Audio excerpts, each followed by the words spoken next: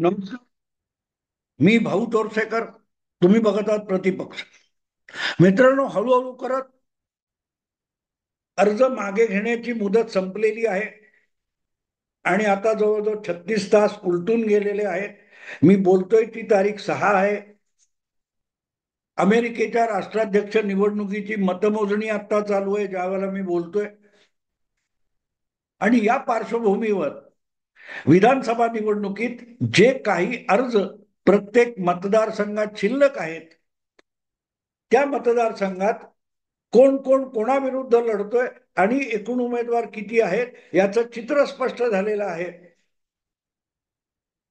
कुठल्या मतदारसंघात महाविकास आघाडी आणि महायुती यांची थेट एकमेकाविरुद्ध लढत आहे, कुठल्या मतदारसंघामध्ये महायुती महाविकास आघाडी यांच्या मित्र पक्षांच्या मैत्रीपूर्ण लढती होणार आहेत आणि त्यामुळे कुठल्या तरी एका आघाडी युतीची दोलायमान स्थिती आहे, किंवा कुठल्या मतदारसंघामध्ये या दोन पक्षांची थेट लढत असताना त्यात बिब्बा घालायला युती आघाडीच्या बाहेरच्या एखाद्या पक्षाचा तगडा उमेदवार उभा आहे याची चर्चा सार्वत्रिक सुरू आहे. आणि अशा वेळेलाच अर्ज मागे घेण्याच्या अखेरच्या क्षणी किंवा शेवटच्या दिवशी कुठल्या कुठल्या पक्षाच्या उमेदवारांनी आपल्या पक्षाला, आपल्या युती आघाडीला दगा देऊन अचानक अर्ज मागे घेतला आणि त्या पक्षाची किंवा त्या महायुतीची आघाडीची तारांबळ उडाली याची चर्चा रंगलेली आहे. आणि म्हणूनच अक्षरशः एकेका जिल्हा किंवा एकेका मतदारसंघातल्या विधानसभा निवडणुकीच्या लढती याचं विवेचन सगळ्यांनाच करावं लागतंय. जो तो आपापल्या परीने सांगतोय, ज्याला जो मतदारसंघ महत्वाचा वाटतो, ज्याला जो पक्ष आणि उमेदवार महत्वाचा वाटतो, त्याप्रमाणे तो तो मतदारसंघ निवडून किंवा काही 8-10 मतदारसंघ निवडून त्याचं एकत्रित विवेचन चालू आहे. माझ्या दृष्टीने राजकारण समजून घ्यावं लोकांनी, हाच माझा हेतू असतो. त्यामुळे एक एक मतदारसंघ मग त्यातले हेवे दावे हे मला महत्वाचे वाटत नाही. मी नेहमी लोकशाही निवडणूक ही पक्षाच्या झेंड्याखाली, धोरणाखाली, अजेंड्याने लढवली जाते असं मानणार आहे. आणि म्हणूनच एखाद्या निवडणुकीत पक्षाचा पराभव होतो की विजय होतो, त्या पक्षाला किंवा त्यांच्या विरोधी पक्षाला कोणते परिणाम भोगावे लागतात याला मी प्राधान्य देतो. आणि म्हणूनच एखाद्या मतदारसंघापुरतं जरी विश्लेषण करायचं असेल तरी त्याचा त्या मतदारसंघात आणि त्या कुठल्या तरी एका पक्षाच्या राजकीय भवितव्यावर काही परिणाम होतो का, किंवा भूतकाळातले धागेदोरे त्या मतदारसंघामुळे त्या पक्षाच्या समोर काय विशाल काय होऊन संकट बनून उभे राहिलेत का याचं विश्लेषण मी करत असतो.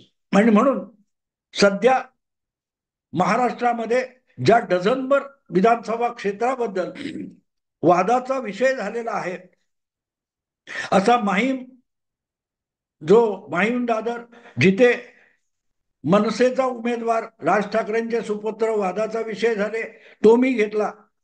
तसाच कोल्हापूर उत्तर हा मतदारसंघ माझ्या दृष्टीने विधानसभा निवडणुकीतला एक महत्वाचा राजकीय टर्निंग पॉइंट आहे. आणि त्याचं कारण या मतदारसंघामध्ये 5 वर्षापूर्वी निवडून आलेले जे उमेदवार होते त्यांचं करोना काळात आकस्मिक निधन झालं आणि त्यामुळेच त्या मतदारसंघामध्ये पोटनिवडणूक घ्यावी लागली होती. मला वाटते एकूण साधारणतः 5 वर्षात 4 ते 5 विधानसभा मतदारसंघामध्ये पोटनिवडणुका घ्याव्या लागल्या. त्यामध्ये सोलापूर जिल्ह्यातला पंढरपूर मतदारसंघ आहे.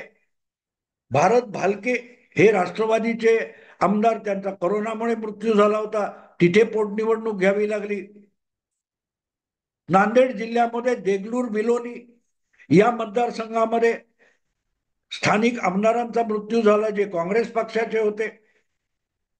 कोल्हापूर उत्तरचे काँग्रेसचे आमदार होते, त्यांचा मृत्यू झाला, त्यामुळे पोटनिवडणुका झाल्या.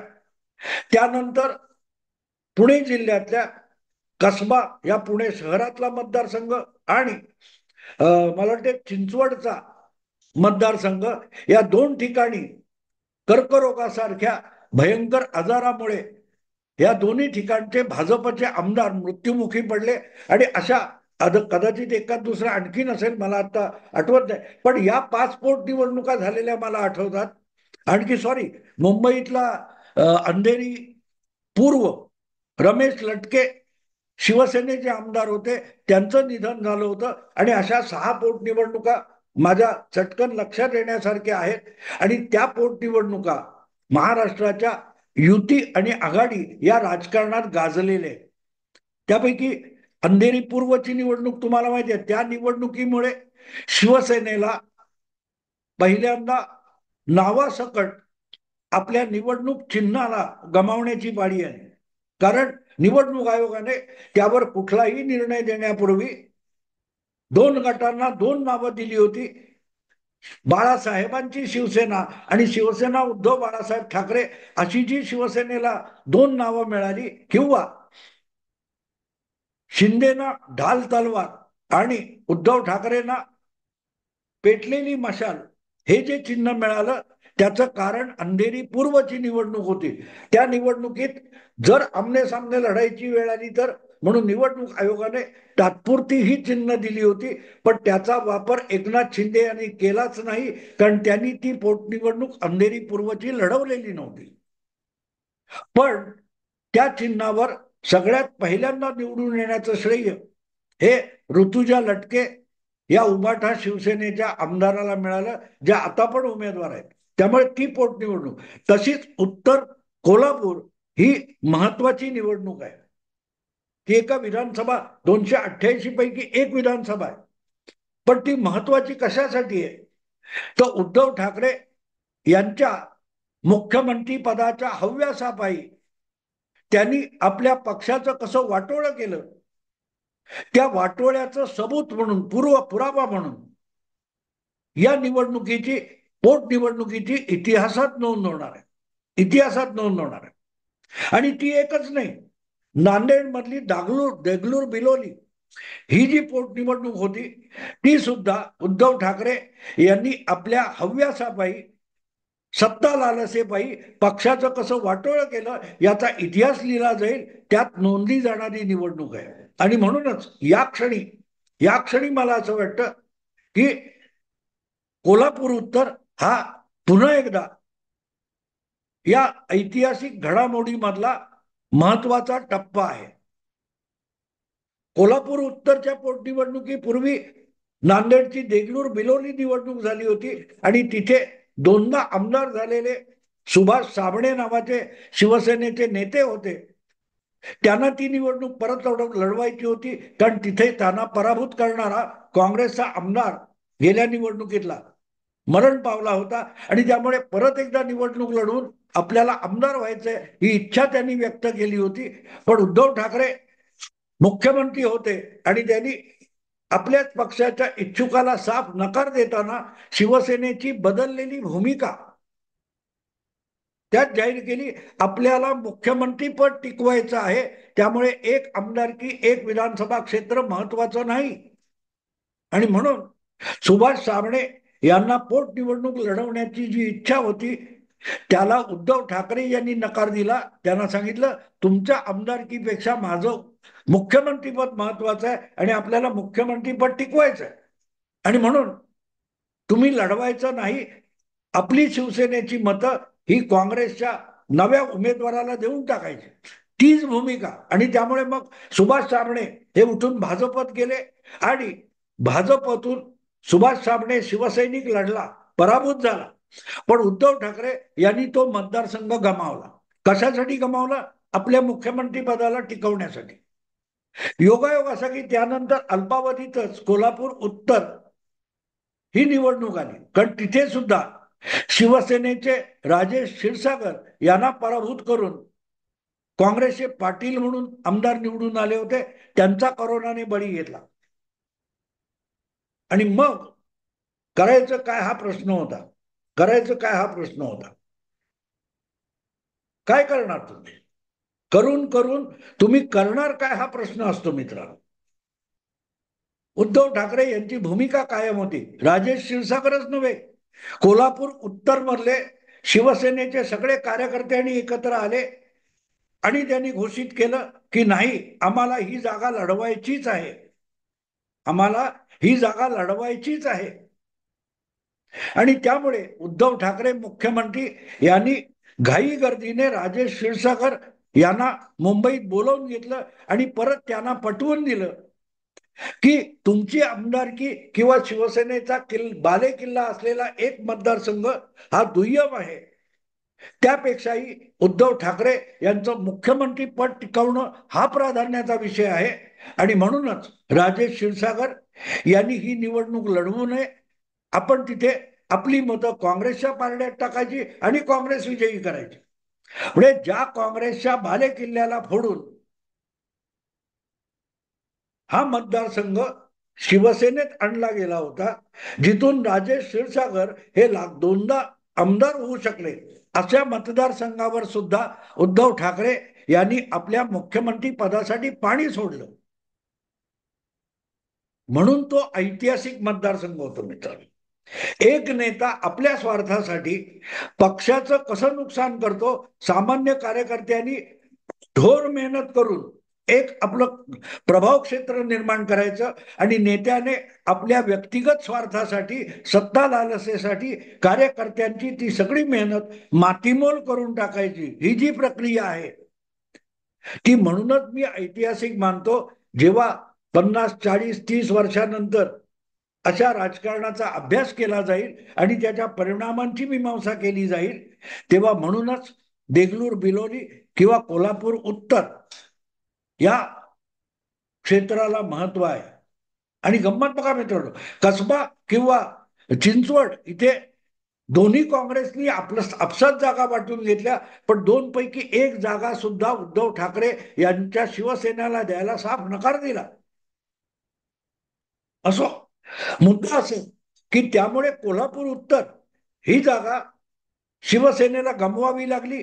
तिथे त्या पोटनिवडणुकीचा प्रचार उद्धव ठाकरे यांनी ऑनलाईन केला होता. कोल्हापूरच्या आपल्या मतदारांना उद्धव ठाकरे यांनी आवाहन केलं होतं की आता हा मतदारसंघ शिवसेनेसाठी टिकवणं आवश्यक नाहीये, जितकं शिवसेनेसाठी मुख्यमंत्रीपद टिकवणं आवश्यक आहे. तेव्हा शिवसेनेच्या मतदारांनी काँग्रेसच्या उमेदवाराला आपली मतं द्यावीत. ज्यांनी गेल्या वेळेला म्हणजे 2019च्या सार्वत्रिक निवडणुकीमध्ये काँग्रेसच्या उमेदवाराला पराभूत करण्यासाठी शिवसेनेच्या धनुष्यबाणाला मतं दिली होती, त्यांनी यावेळेला धनुष्यबाण विसरावा आणि आपला हात हाताच्या पंजावर मानून काँग्रेसला टाळी द्यावी, हे जे काय उद्धव ठाकरे यांचं आवाहन होतं. त्यामुळे ही निवडणूक, पोटनिवडणूक ऐतिहासिक होती. आणि आता सुद्धा ज्या वेळेला 5 वर्ष पूर्ण होऊन पुन्हा एकदा विधानसभेची सार्वत्रिक निवडणूक होते, अशा वेळेला कोल्हापूर उत्तर हा अतिशय महत्वाचा मतदारसंघ बनून गेलेला आहे. आणि त्याची कारणं दोन आहेत. ज्या दोन वेळच्या आमदार राजेश क्षीरसागर यांच्या इच्छांची आणि महत्वाकांक्षांची आणि मेहनतीची मुस्कटदाबी आपल्या मुख्यमंत्री पदासाठी उद्धव ठाकरे यांनी 2.5-3 वर्षापूर्वी केली होती, तेच राजेश क्षीरसागर अखेर उद्धव ठाकरे यांच्या विरोधात बंड झाल्यानंतर एकनाथ शिंदे यांच्या सोबत गेले, त्यांच्या अधिकृत शिवसेनेमध्ये सहभागी झाले आणि उद्धव ठाकरे यांचं नेतृत्व राजेश क्षीरसागरांनी झुगारलं होतं. आणि कारण स्पष्ट आहे, त्यांचं व्यक्तिगत नुकसान सुद्धा उद्धव ठाकरेंनी केलं होतं. त्यांच्या व्यक्तिगत मशागतीचं आणि मेहनतीचं वाटोळं करून टाकलं होतं. आणि या पार्श्वभूमीवर जेव्हा आपण एकूण राजकारणाकडे बघतो, तेव्हा आज त्याच उत्तर कोल्हापूरमध्ये काय घडतंय, मला असं वाटतं की त्यावेळेला उद्धव ठाकरे यांनी जो काँग्रेसला पाठिंबा दिला होता, तो एवढ्यासाठी महत्वाचा होता की त्यांनी एक प्रकारे आपली शिवसेनेची तिथे कमावलेली मतं ही काँग्रेसला उधार म्हणून देऊन टाकली होती. काँग्रेसला उधारी म्हणून देऊन टाकली. घ्या, तुम्हाला आज गरज आहे घेऊन टाका, माझा पक्ष उपासमारीने मेला चालेल, पण काँग्रेस जिंकली पाहिजे, कारण काँग्रेसमुळे माझं मुख्यमंत्रीपद आहे, या भूमिकेतून उद्धव ठाकरे वागले. आणि त्यामुळे एक प्रकारे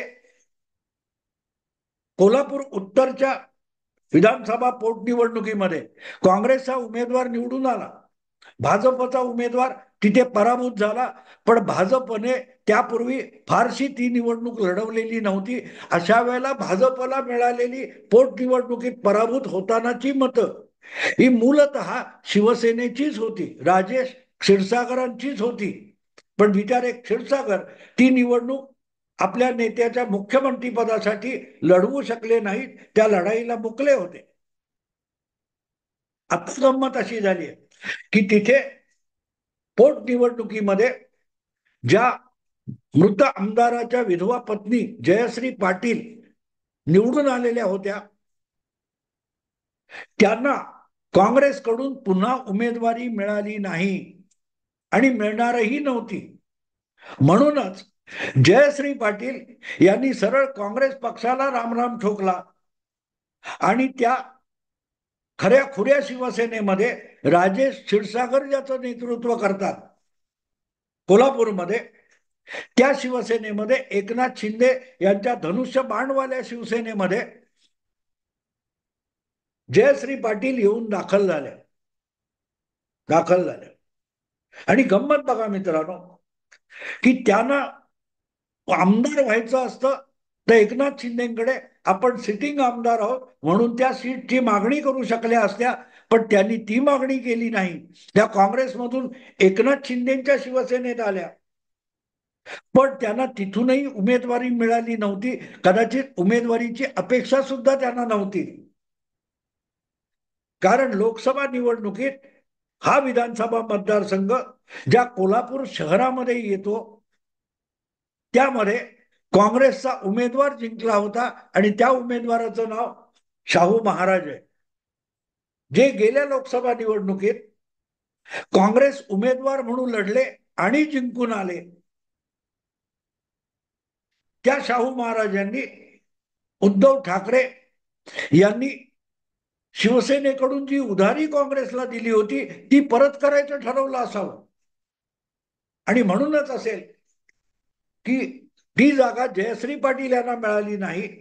जेव्हा या जागेसाठी उमेदवार ठरवायचा होता म्हणून काँग्रेसची बैठक झाली, त्यामध्ये कोल्हापूरचे सगळ्यात आक्रमक नेते, काँग्रेसचे नेते सतेज पाटील, बंटी पाटील यांनी मिटिंग घेतली होती आणि शाहू महाराजांच्या कुटुंबाला, परिवाराला विचारलं होतं की ह्या निवडणुकीत तुम्हाला घरातून, परिवारातून उमेदवार देता येईल का. तेव्हा नकार दिल्यामुळे कोल्हापूरमधले एक लढाऊ काँग्रेसचे अतिशय तडफदार, वेगवेगळ्या केसेस अंगावर असलेले नगरसेवक, माजी नगरसेवक लाटकर म्हणून काहीतरी आहेत, त्यांना उमेदवारी देण्यात आली. आणि त्यांना उमेदवारी द्यायचा निर्णय झाल्यानंतर अचानक शाहू परिवारातून महाराजांची सूनबाई मधुरिमा राजे यांनी उमेदवारी अर्ज भरला आणि मग धावपळ करून बंटी पाटील यांनी काँग्रेस उमेदवार म्हणून शाहू परिवाराच्या महिलेच्या नावावर शिक्कामोर्तब करून घेतले. पण दरम्यान तिथून लाटकर यांनी बंडखोरी केली होती, अपक्ष उमेदवार म्हणून अर्ज भरला होता. अशी जी परिस्थिती होती त्याची पर्वा सतेज पाटील, बंटी पाटील यांना नव्हती, कारण त्यांना आपण निवडणूक फिरवू शकतो याचा आत्मविश्वास आहे. आणि म्हणूनच त्यांनी कसलीही पर्वा न करता आपला एक सहकारी लाटकर, ज्याला बंडखोरी केली तरीही त्याची पाठराखण न करता शाहू महाराजांच्या सुनबाईच्या पाठीशी सतेज पाटील उभे राहिले होते. त्यांनी काँग्रेस हायकमांड कडून या सुनबाईंना उमेदवार बनवून घेतलं होतं. त्याच सुनबाईंनी 4 तारीखला अचानक निवडणुकीच्या रिंगणातून माघार घेतली. त्याची अनेक कारणं सांगितली जातात. मग परिवारातल्या महिलांनी राजपरिवारातल्या महिलांनी राजकारणात जाऊ नये इथपासून वेगवेगळी कारणं सांगितली जातात. पण सतेज पाटील हे स्वतःला कोल्हापूरचे सर्वोच्च काँग्रेसचा हायकमांड समजत असल्यामुळे त्यांच्या अपरोक्ष आणि त्यांना विश्वासात न घेता ही सगळी घटना घडल्यामुळे बंटी पाटील कमालीचे नाराज झालेले आहेत, निराश झालेले आहेत, वैफल्यग्रस्त झाले आहेत. काही लोक म्हणतात की या घटनेनंतर त्यांच्या डोळ्यात पाणी सुद्धा आलं, अश्रू सुद्धा आले. आणि स्वाभाविक आहे, जेव्हा त्यांनी आपली सगळी प्रतिष्ठा राजघराण्याच्या मागे उभी केली आणि कोल्हापुरात जे महाडिक विरुद्ध पाटील असा संघर्ष चालतो, त्यामध्ये लोकसभा जिंकून दाखवली होती, तिथेच हा विषय प्रतिष्ठेचा झाला होता. कारण राज्यसभेत निवडून आलेले माजी लोकसभा खासदार संजय महाडिक यांनी सुद्धा आपली प्रतिष्ठा पणाला लावलेली आहे कोल्हापूरमध्ये. त्यामुळे उमेदवार कोण असतात ही गोष्ट दुय्यम, पण कोल्हापूरचा संघर्ष हा बंटी पाटील विरुद्ध काय ते महाडिक यांच्यामध्ये होत असतो. आणि म्हणूनच बंटी पाटील यांनी प्रतिष्ठेचा उमेदवार म्हणून जो राजघराण्यातला उमेदवार टाकला होता, त्याने या प्रकारे माघार घेतल्यामुळे बंटी पाटील यांना रडू फुटलं. कारण ती माघार ही राजघराण्याची नव्हती, तर ती बंटी पाटील यांच्या पराभवाची पहिली चाहूल होती. कोल्हापुरात बंटी पाटील यांचा शब्द अंतिम नाही.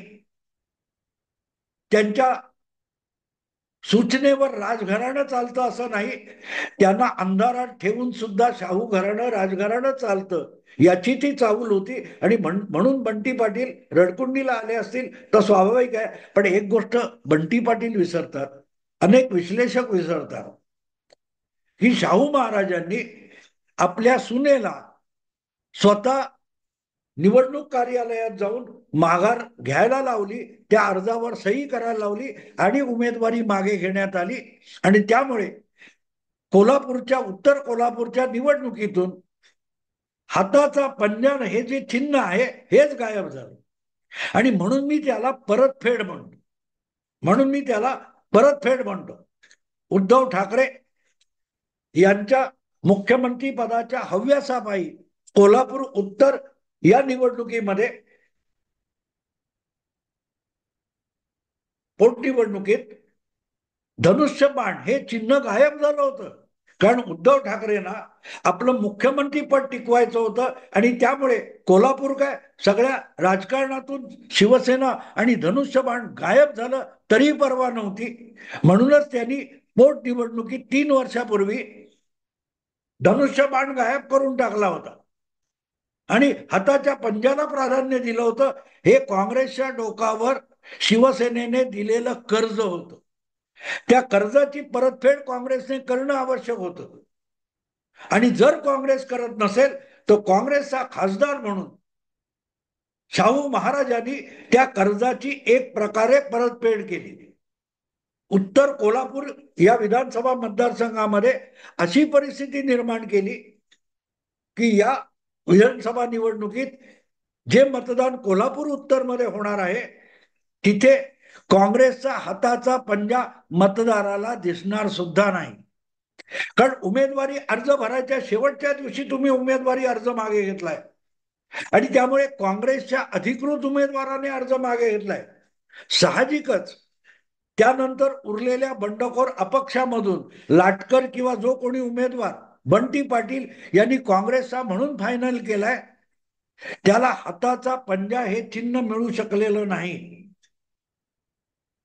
हा एक गोष्ट आहे की गेल्या पोटनिवडणुकीत गायब असलेलं धनुष्यबाण हे निवडणूक चिन्ह मात्र या निवडणुकीत दिसणार आहे.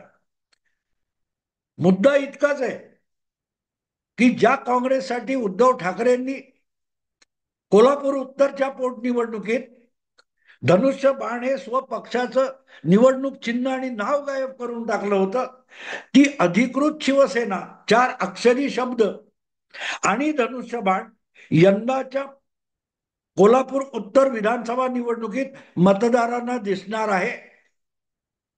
पण हाताचा पंजा आणि काँग्रेस पक्ष हे नाव या विधानसभा निवडणुकीत दिसणार नाही. आणि हे करणारे कोल्हापूरचे खासदार आहेत शाहू महाराज. आणि म्हणून मी म्हणतो की कोल्हापूर उत्तरच्या पोटनिवडणुकीत 3 वर्षापूर्वी उद्धव ठाकरेंनी जी काही मदत केली होती, उधारी दिली होती काँग्रेस पक्षाला, आपल्या चिन्ह गायब करून हाताच्या पंजाचं कौतुक केलं होतं, त्याच काँग्रेसच्या खासदाराने शिवसेनेला त्यांची उधारी परत केली आहे. यावेळेला फक्त तुमचं चिन्ह आणि धनुष्यबाण यशस्वी व्हावं यासाठी काँग्रेसचा पंजा, हाताचा पंजा काँग्रेसच्याच खासदारांनी गायब केलाय. याला परतफेड म्हटलं पाहिजे. बघू. आत्ता इथेच थांबतो. आवडलं लाईक करा, शेअर करा आणि प्रतिपक्षाला सबस्क्राईब करा. नमस्कार.